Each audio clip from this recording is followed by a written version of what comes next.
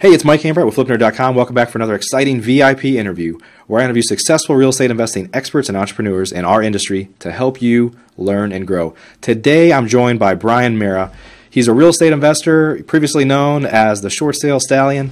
He's a serial entrepreneur.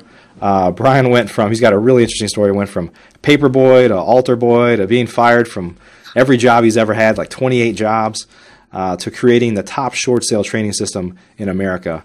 Brian is a terminal cancer survivor. He's the son of 4 boys, including triplets. Imagine that. And on many of our shows, we really dig into kind of the main function of what our guests do in their business. And while we could easily dig into Brian's business, and we will a little bit, to understand what he's working on, I thought it'd be fitting today for kind of a different kind of show, a different kind of lesson. And that is to learn from Brian's life lessons. He's really been through a lot, had a lot of success as a short sale guy, still works on that, but obviously, somebody's moved his cheese along the line. And a lot of us face that as real estate investors, where you kind of have to question, what is it all for? How do I constantly reinvent myself to be successful? When is enough enough? And a lot of those lessons. And so I thought it'd be fitting to share that with you because I think Brian's got some great lessons. Before we get started today, though, let's take a moment to recognize our featured sponsors. RealtyMogul.com is an online marketplace for real estate investing, connecting borrowers and capital from accredited and institutional investors. Get a rehab loan fast and close in as little as 10 days. Rates start as low as 9%. We'd also like to thank National Real Estate Insurance Group, the nation's leading provider of insurance to the residential real estate investor market. From individual properties to large-scale investors, National Real Estate Insurance Group is ready to serve you. Please note, the views and opinions expressed by the individuals in this program do not necessarily reflect those of FlipNerd.com or any of its partners, advertisers, or affiliates. Please consult professionals before making any investment or tax decisions, as real estate investing can be risky. Hey, Brian, welcome to the show. Hey, how are you? Good, good. Thanks for being here, man. You've got such an interesting story, and for me, I was telling you a little bit before the show, I have another good friend that had some kind of tragedy in their life that really forced me to think a lot about what is it all for. And I turned 40 this past year, and I think you did too, and have a 7-year-old son, and my wife and I are kind of workaholics. We work all the time. So, there's always these periods where we think we're on a mission to do something, but every once in a while you kind of have to ask yourself, what is it all for? Why am I working this hard? And I'm excited to kind of hear more of your story and share that today. And I think for a lot of people that listen to the show, a lot of real estate investors, they're really kind of in one of two groups. They either haven't kind of made it yet, or they really want to find a way to be successful and leave their job, and or they've made it and done well, but they don't know when enough is enough, and they just keep grinding and trying to take it to the next level, and kind of forgetting, why you got into real estate investing in the first place, which was to have more control over your life and be kind of free, and you end up becoming a slave to your own businesses sometimes. Yeah.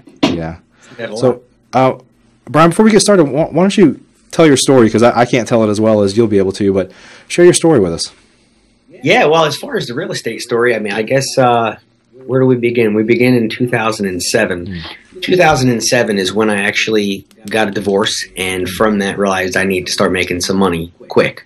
Now, I still had an IT staffing business at the time, but I figured, with the real estate boom that was going on, let me get involved in real estate, capitalize on this. Went out and got my license in Jersey and PA, because born and raised in New Jersey, most of my business there, but moved right across the bridge. So again, it just made sense. I got licensed in both states. Now, what's interesting at that time in 2007 is that's just when short sales were popping up everywhere. And I didn't know what they were. They didn't talk about them in real estate school. So it just got a listing one day, and the way I got it was kind of funny. I was thrown into it because it kept going around the office, this inter-office email, and no one seemed to want this listing. They were just giving away. Yeah. And me being naive, I took it and, kind of got into short sales, and it took 9 months, but we closed it. And I realized that not many people are doing this, or they're doing it wrong. And I just started searching out some really good people and trying to find people that were doing webinars and trainings, and just found out there's a whole world out there, and immersed myself in it 2 years later by becoming an investor and doing the whole thing with Nate and Chris and Short Sales Riches, and just going for it, man. And becoming an investor, and I did it hard. I did it full time, and then everything changed on me. Yeah. And that's kind of what you were talking about. What we were talking about earlier is that everything changed. Now, from that change, what initially to me seemed to be catastrophic and devastating, because all these new restrictions were on short sales. I finally was building myself back up, getting out of the hole from the divorce and the debt and the nightmare that unfortunately many people can relate to.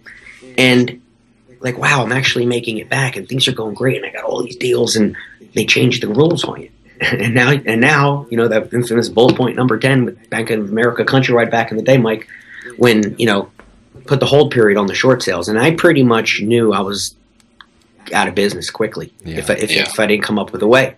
Now, again, the silver lining in that whole mess is that led me to work with Jeff, and we created Flip Free Profits, which was the way to avoid the hold times in a legal manner and, step aside and get paid and all that other good stuff. And so, things have changed even since then. And I know we spoke about earlier, what is going on now? What has changed? Well, I'm not working as hard, which is a good thing. Yeah. And I think, I'm not working as hard on the short sales specifically because they've changed. And I'm working on a bunch of different projects like we were talking about, but looking at the focus of the short sale business, Mike, that's kind of what I think a lot of people don't understand right now, is that there's always going to be a market for it. There's always a market for it. You just have to approach it in a different way. Yeah. And so really trying to look at how am I going to move forward now that I just turned 40 and not We're getting old, man. I'm getting old, man. Now, I'm getting old. It's I don't know. I think I went through a midlife crisis, to be honest with you. Yeah. And I don't think that's supposed to happen until you're like 50-something. I don't know. But I guess last year, I don't think we talked about this. This is a good one for you. I'll share this with you. So the long story short is I was an alcoholic since I was 13 years old, and I never knew it. And, I come from a family that has had problems with alcohol, and I'll just leave it at that. And generations back. And, I swore, like, I'll never be that guy. You know what I mean? And as I started realizing things since last May, there's things that you hide from yourself to protect yourself because you don't want to realize and admit you've become what you didn't want to be. Yeah. And, you could apply that to anything. Abuse, all these other things. But for me, how could I put this? The epiphany, the awakening was... There was two events, and I'll share them with you. But what that led to last Memorial Day weekend was a complete change in my life. And I don't mean just physically and everything. I'll talk about some of the changes because I think it's important to share, because I think that there's going to be people that are listening to this or watching this that are 39 or maybe 49 or 59 or 29. But they're at these pivotal moments in their life where you just can't go on the way it is. You just can't. To the point where I started thinking, I don't even want to live anymore, man. And I go back and I'm thinking, did the short sale stallion, the wise guy, this leader of people, this just say that? Yeah, man, I was in a really dark place because I was just drinking all the time. No one knew it. I was hiding it, but no one knew it. See, that's what I told myself. Everybody knew it. Yeah. But me. Everybody talked about it, but not in front of me. And when they would say it in a joking manner, that I would kind of think, but no, there was no joke about it. And so two things changed. My niece, my oldest niece, my brother's daughter, made a comment, an innocent comment, Mike, and she said something to the effect of, well, every time we see Uncle Brian at these parties, yeah, he's always drunk. And I'm thinking, this 6-year-old girl, that's her representation. That's her mental image of her uncle. The big shot, the guru, right? Yeah. And that hurt. That hurt, but it didn't hurt as bad as what happened within 24 hours later, Memorial Day weekend, which was when I was going to go out for the night, see some friends, own some establishments nearby, bars, and friends of mine, legitimately. But, it's a good excuse to go out too late, being around the wrong people. Anyway, setting a good example for my sons. And funny how I never saw this, though. Funny. But anyway, so it's Saturday night, I'm getting ready to go out. And fast forward, got to the point where I would always want to have a couple drinks before I went out for the night to get drunk, of course, because you got to have a little, pregame. And I reached in for the bottle, and I was all by myself, or at least I thought I was. And I looked around and I took a swig out of the bottle. And it was vodka. And I was just taking a few shots right quick to the head. And I looked over and there was a mirror. There's a mirror over there. And I caught my reflection. And I just saw myself like this. And dude, like it puts the chills on my neck now thinking about it. Yeah. Like, what have you become? I don't know, man. I don't know. That was me hitting bottom. Bottom. So what did you do about it? Well, I went out and got drunker than ever, of course. But the next day I was sick. And I was so sick that I decided that I was going to change everything, man. And I quit drinking on the spot. I just quit. And I haven't drank anything since then. Now, I have had a beer or a glass of wine, but it doesn't bother me now because I don't let it control me anymore.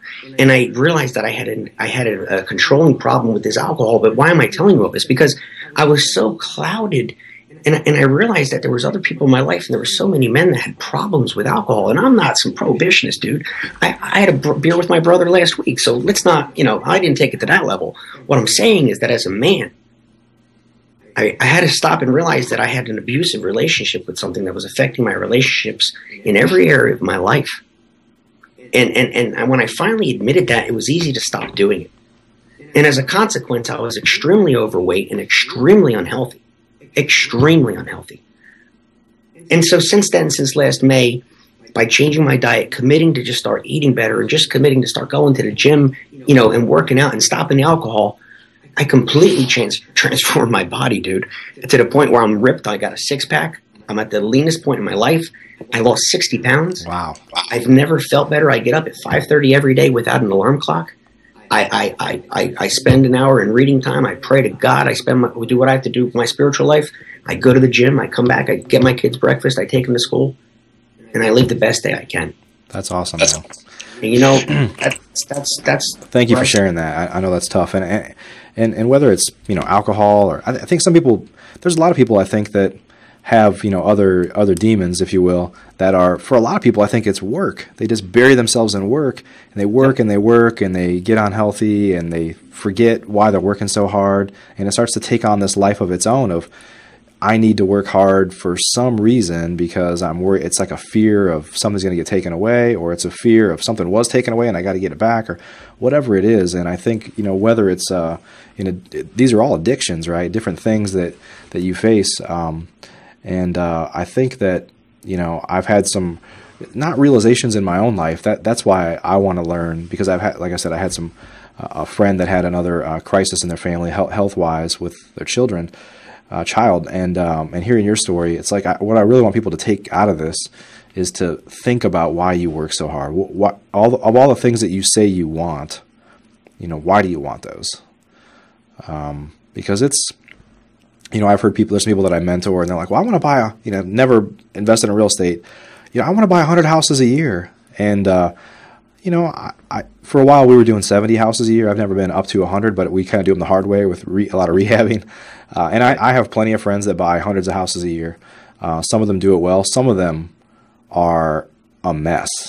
And you just kind of say, like, are you sure you want that? Like, why do you want that? Because that is going to, that is a huge commitment in terms of what it's going to take you to pull that off in a lot of ways. And so I think there's a lot of people that are enamored with real estate investing and want to be successful in real estate investing. But when they get there, it's not what they thought it was, if they get there. Well, I think that's the thing. And I think what I learned, this self-realization, and I'll tell you what, by having the veil lifted and finally thinking that I really felt that I had, I could always see, but now I have vision, and I can see everything. And I can see in the past and I can see in the future, in the sense not being weird, but I see things about myself, both what I did and what I can do in the future. And one of the things I realized, exactly what you're talking about, is that I was addicted to work as well. Yeah. To the point where I would just always be on my phone, my email, my websites, my this, checking on my houses, my coaching students. I mean, just always, as much as I would say that I was trying to always keep that separate, I was just always busy. And the only person you would have to ask would be, number one, my children, and the fact that I was working all the time. Yeah. And like you said, what are we doing this for?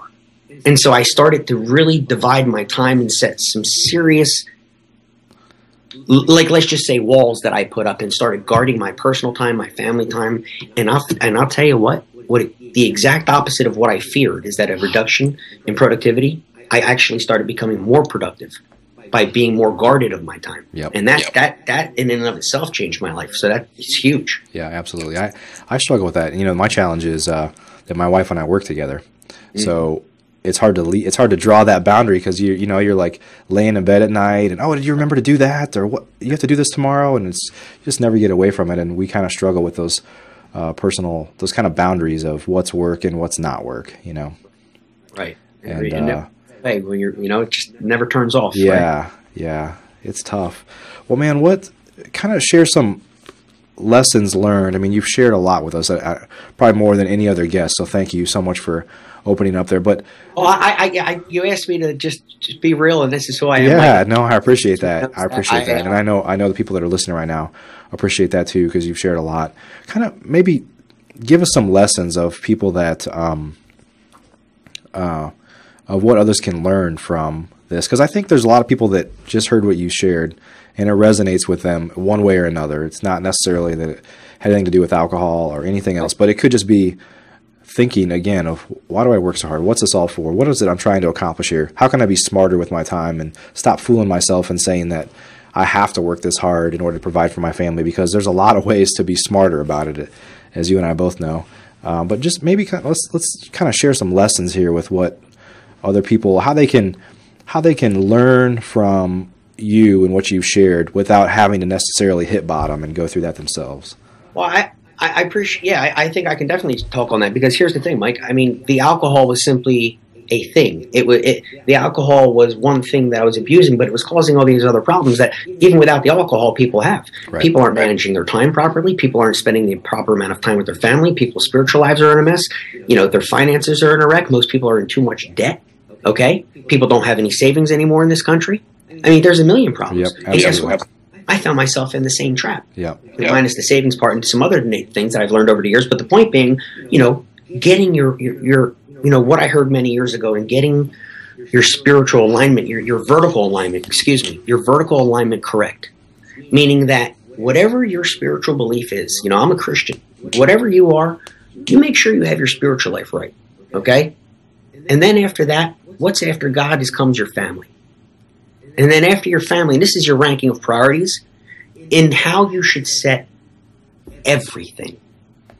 Your time, your calendar, your money, everything. Think about it. Your priorities of life, your vertical alignment. And I heard this many years ago as a young man. And for whatever reason, as I started thinking clearly again, it came back to me. And I realized how upside down I had it. But see, the thing you want me to share with your listeners is I guarantee you 90% of them have it wrong too. Yeah. And that's not a slam at them. I'm the king of scumbags. What do you want me to tell you? But you know what? I recognized it and turned it around. So that putting God at the head of my life again, below that is your family. And then next comes your business, your finances, whatever your job, whatever you're doing presently to make money. And then, of course, you go at the bottom of the list. You're hunting, you're beer drinking, you're chicken wing eating. Whatever you're doing selfishly should be at the bottom. Where I was taking every free minute and trying to go out have my social life, blaming it on business, of course, and the cocktails and all that. But, the point is, once I had this revelation, Mike, and putting my spiritual alignment right, meaning, having my time, my spiritual life right with God, my walk with God, doing right with being a better father. There it is right there. You want to talk about a motivator? My dad's a great man. He's still alive, but there were some things in the way he raised me that I promised I wouldn't do, and I found myself doing them with my children. Nothing abusive by any means. Don't get me wrong. But point being, I think the key in what I've learned and of all this is how to be present. Yeah. And it's something I'm struggling with to this day. And it's, when your kids are there and your phone's on and it's ringing, or even if it's not ringing, I found myself trying to intentionally be busy when I wasn't busy. And I don't even know what I mean by that. And I don't know if anybody can relate to that. I do. I struggle with that too. But like my kids would be there wanting to talk to me. And I'm embarrassed to say this, but I would just not really want to hear what they were saying. Just try and want to find something else on Facebook and scroll through the feed. And I'm so embarrassed to say that. And I feel like such a piece of trash as a father that I couldn't give that undivided attention. And I don't do it all the time. Nobody gives their undivided attention, but it's something I'm working on. And being present in the moment and taking my phone and putting it away from the dinner table and actually listening to how their day was. And do you even know, I'll speak to you fathers out there, if someone has to ask you, what is your child working on in school? What was their biggest accomplishment so far this year? Did you know the year is more than half over? What's their favorite color? And if you don't know those things, I challenge you to get your vertical alignment right. Yeah. That's it. Yeah. That's the best thing I can share, my friend. Yeah. No, I appreciate that. What do you think in terms of not that this stuff doesn't exist outside of real estate investing? Of course it does. Just people not being present. I mean, it's easier than ever to jump on social media and get lost in other people's worlds. It's real easy, as you know. Somebody, I'm gonna mess this quote up, but that they said that your email inbox is a neatly organized place for other people's agendas to basically steal your time, which is true, right? When you hear that, it's like, oh my God, that's so true. I do it all the time. All the things that you mentioned, I struggle with myself. It's hard to be present because I'm afraid that I'm going to miss something in my business or one of my businesses, or that somebody needs me. And like you said, your family's right there. It's like, well, they need you, man. They need you. And none of this other stuff matters without them, you know? Yep. It's tough. But as real estate investors, do you think, I believe this, and I'm not trying to make excuses here at all, that it's kind of exacerbated, these issues you're saying, because it tends to be a feast or famine business when, like you said, short sales used to be hot. Now they're not. You constantly have to reinvent yourself. It's not like we're selling tacos or pizzas where sales are up or down 3 to 5% every day. It's like you may go weeks without doing anything, and then you hit a home run, and then you go weeks without doing anything, then you hit a home run. It's just this massive roller coaster financially and emotionally. And it's such a, like I said, a feast or famine business that I think a lot of us get hung up worried about the famine, so we feast all the time. It's huge. And see, that's the problem. And aside from what you'll see on, these webinars and from, phony people out there, if you're a real estate investor, you are going to have ups and downs. You're going to have months where, here's a good one, you may make no money. Now, depending on the type of investing you're doing, of course. Rentals, of course, portfolios. What I'm saying is talking to people that are just getting involved, like you were saying, and people that are trying to determine what type of real estate they're doing. Hey, flippers, if you're just flipping houses, you're going to have a lot of cycles. Look at realtors. They only get paid when houses close. So I think even a lot of agents go through a similar thing. A lot of agents go through very similar things. You know what I mean? Yeah. And that's the thing. And I think that knowing that you're going to have these ups and downs, but always have your base and continue that base of, what you can count on, that solid base, whether it's through rentals, whether it's through other recurring forms of passive income investments. There's many different ways. Of course, that's not the purpose of what we're getting into, but to continually increase that, as I have done over the years, is the one thing I was taught, and to never let that go, because your business is always going to be like this. Right. They're always going to come out with a new FHA addendum, which just, basically made me decide a few months ago, I'm never doing an FHA deal again.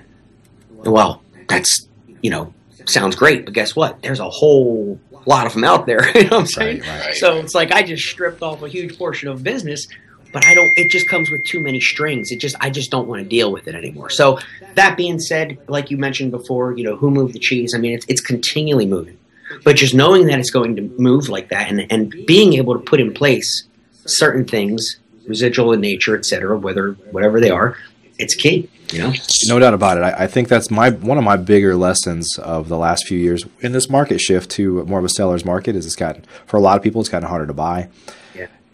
And it's like, wow, I didn't really realize it at the time, but thank God that I built a rental portfolio. Thank God that I have some other sources of revenue now through kind of the coaching and mentoring that I do, because it makes it easier to weather these storms. And I think, your example, your background in short sales is perfect, because that's something that's very much changed. It's not that they're not always going to be around. They always have been around, but there's always going to be a place for that. But I think a lot of real estate investors, we'll call it just particularly wholesalers, if they only wholesale and they're not building passive income, or they're not doing other things, they're not looking around the corner to what's next, what's going to change, how do I prepare myself for that, I think people are going to struggle. They are. I agree with you 100%. And that's the thing. It's, that's why the whole short sale stallion thing, I figured, well, I wanted to get into, I've always been doing other things with the short sales. I mean, granted, there was different flavors of how we did it, but then starting to get into the mini rehabs, the cosmetic rehabs, the bulk packaging, the tapes, all the things we talked about earlier. These were always things I was interested in, but I never took the time to actually pursue them until I realized that, well, while short sales will always be there, and I believe that you can always have a business to feed yourself with them at a minimum, but who wants to just do that? Right. And I think most people are investing in what they consider to be a hot niche at the time, with most people starting off in wholesaling. So, I mean, that being said, you can go with there from anywhere. Now, the short sales, again, I don't think, I would never do a Flip Free Profits 3.0, just that there would be no reason for it. I'm just going to put out some updates on my blog and things of that nature to help the people that bought the system who still want, or I should say, unfortunately, have to do them. But other than that, that's pretty much it. Yeah. Any kind of tips or advice you'd give people on how to prepare for changes and how to build up some other streams of revenue and things like that, so they don't have all their eggs in one basket? Yeah, I think one of the things I'm really thankful for that I've had the entire time is that I started with an IT consulting and staffing firm that I founded in 2001. And I got involved in that industry in the 90s and then started a company and worked it really hard throughout everything. And then pretty much just maintained it in an ownership passive way, maybe requiring 5-10 hours of my time a week, if that. But it's outside of real estate, And I think that that's the thing, is that so many people, their whole world is in real estate. Well, what if the whole real estate industry should happen to take a turn again? So having other businesses I'm involved in and investments, I have more of a comfort level for me, for my family, not knowing that it's just, well, if short sales go away, I'm going to go bankrupt. It just, you have to have other things going on, and I know you're involved with the home investors and the different things you're doing. And, and that's the thing with me with the internet marketing, why I'm so excited about it. Just the ability to be able to share what I'm doing with people, create a new product and market it, sell it. I make money. They learn a new system. And then what happens is, from there, it's a matter of growth, because I start working with people who I eventually will work with in coaching students and all the other things. So for me, it just expands out like an octopus. But the key is, for your listeners, I think, is what it comes down to is the networking. And like we were discussing earlier with that conference, and taking the time. And one of the things I've always, with my coaching and mentoring students, I tried to help them to understand, Mike, is that in the beginning especially, it's going to take a lot of time to really get in your car, go to a networking event, go to join that RIA club, go to that business card luncheon, that business card exchange, the businessman's meeting at 7 a.m. that you don't want to get to, that's an hour away from you. Right. You take the time to do those things and incorporate social media, joining the right groups, really getting involved with LinkedIn, which has a more professional nature, of course, and taking the time both off and online. That's how you're going to stay ahead of it. You're going to stay ahead of everybody. You're going to be able to network with the right people. Yeah, I talk about networking quite a bit. Your reputation will precede you. Yeah, I talk about networking quite a bit, and I think it's one of those things that you got to commit to, because you're never going to get the payoff for it right now. It's going to be down the road. Yep.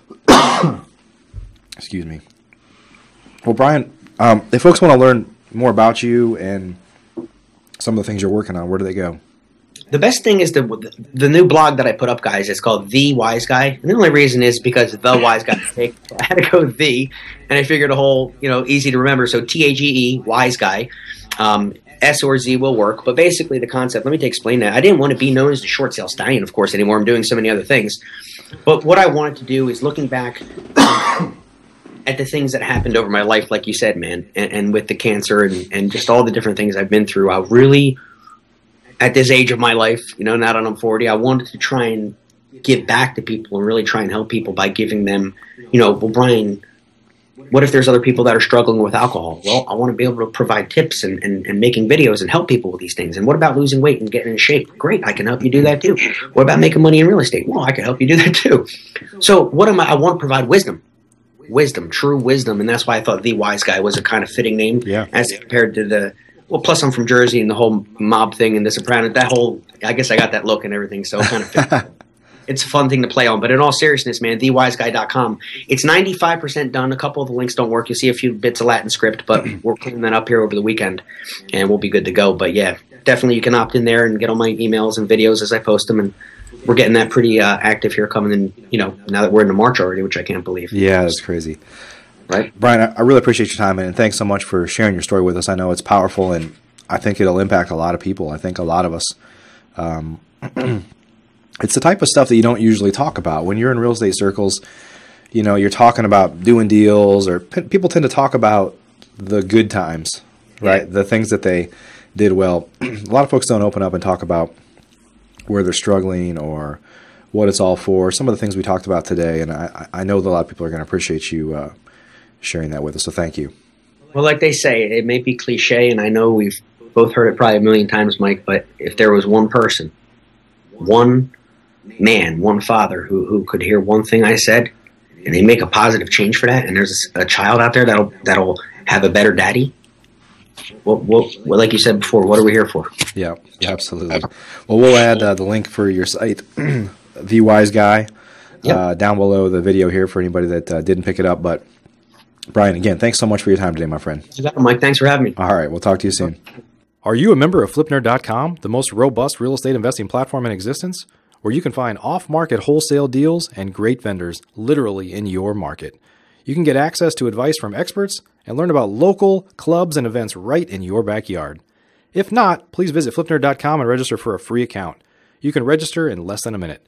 It's pretty much the coolest site that's ever existed in the real estate investing industry, so get on over to FlipNerd.com.